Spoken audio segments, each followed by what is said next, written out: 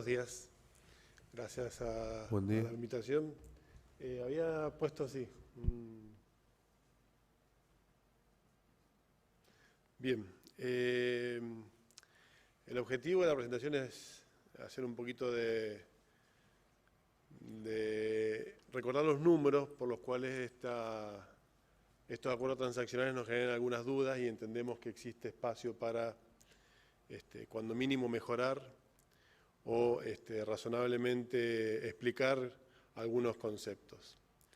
Coincidentemente con lo que marcó el delegado de la Secretaría de Servicios Públicos, hay una cantidad de beneficios explícitos en el acuerdo que han sido evaluados por la Secretaría de Servicios Públicos y hay otra cantidad de servicios, de beneficios que no han sido evaluados. Muchos de ellos porque es difícil tal vez cuantificarlos, otros porque representan un valor importante y otros porque definitivamente no se han querido evaluar porque entienden que no se corresponden con un beneficio como tal.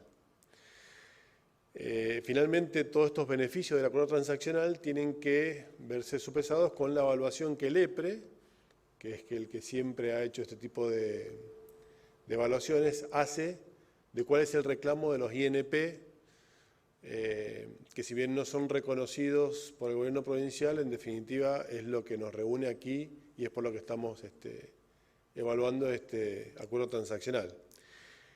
Este cuadro está hecho en millones de dólares, son todos valores a diciembre de 2022. El objetivo que tiene es servir de valores que tienen la posibilidad de ser comparados, básicamente para que ustedes un poco lo tengan más claro posible. Ese importe que está acá es la evaluación que hace el EPRE de los INP, los 265 millones de dólares, ¿sí? Es una evaluación inferior a la que presenta EDEMSA, que está en todo su derecho de presentar la evaluación que ellos determinen con el organismo que quieran determinar que haga esa evaluación. Pero la evaluación que hace el EPRE, que es el ente que nos defiende, que es el ente que está aquí, es de 265 millones, ¿sí? Por lo tanto, con lo que tenemos que contrarrestar todos estos beneficios es cuando mínimo contra esa cifra. La Secretaría de Servicios Públicos determina que la extensión de la concesión de EDEMSA hasta el año 2048, valuados en el 20% del canon que valúan ese contrato, se determina que está en el orden de los 100 millones, ¿sí? El plan de obras adicional, que es el plan de obras que le permiten colocar dentro del VAT, está en el orden de los 94 millones. El plan de pagos con deudas con Camella está en el orden de los 13 millones. El segundo plan de pago está en el orden de 26 millones. Y todos estos valores, estos dos específicamente, estos dos últimos, pueden inclusive, como decía Manuel, secretario de Servicios Públicos, pueden verse mejorados porque las condiciones de ese plan han inclusive mejorado. Finalmente, la disminución del canon de concesión del 10% al 6% representa 65 millones. Me quiero detener un segundo en este instante, en este punto en particular. Esta es la consecuencia económica de esa disminución del canon, ¿sí? Es una evaluación que hace la Secretaría de Servicios Públicos de cuánto implica esta disminución del canon. Pero queremos dejar claro que la ley dice que el mínimo que se le exigirá es el 6% sobre el valor total de la factura, ¿sí? El valor total de la factura, que tiene tres partes: el VAT, la provisión de energía y los impuestos.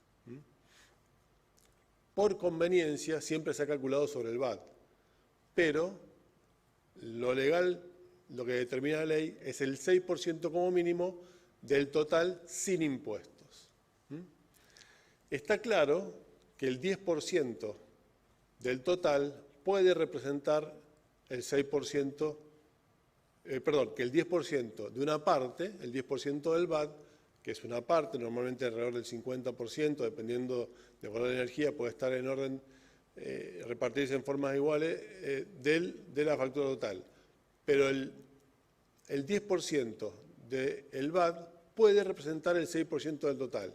Pero el 6% del BAD es una interpretación que de ninguna manera permite decir que es el 6% del total.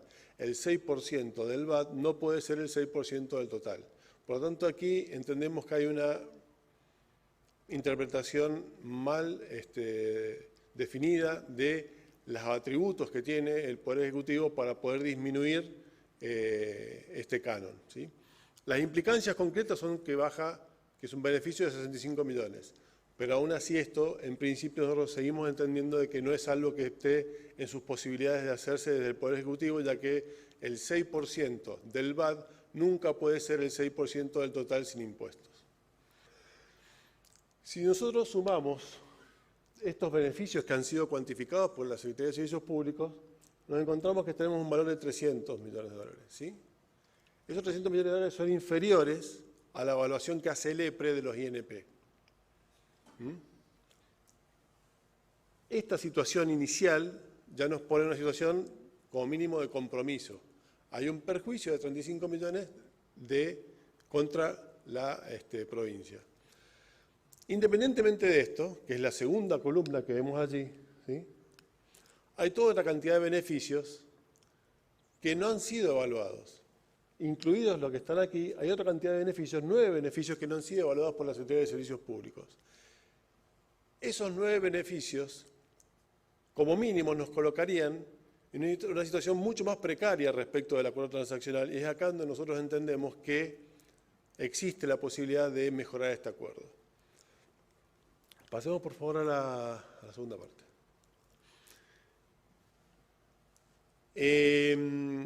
Aquí podemos ver algunos de ellos, ¿sí? Los 5 beneficios del primer punto, que es los 300, son los 5 beneficios que veíamos en el slide anterior, en la filmina anterior, ¿sí? Luego tenemos otros subsidios que hace CAMESA para compensar algunos problemas que tuvieron durante pandemia, que son 5 facturas, o 6 facturas de provisión de energía eléctrica, ¿sí? Esto se transfiere y se duplica con una compensación en ese mismo periodo con los INP.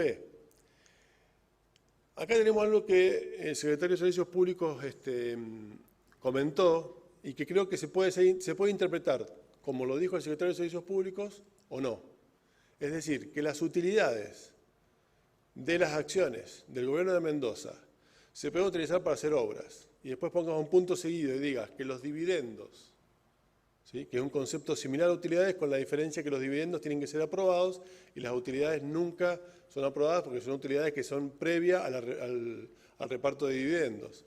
Nunca va a haber dividendos para la provincia de Mendoza. Le quedan 2 minutos. Sí, nunca va a haber dividendos para la provincia de Mendoza en la medida que las utilidades ya hayan sido gastadas para hacer obras de energía eléctrica.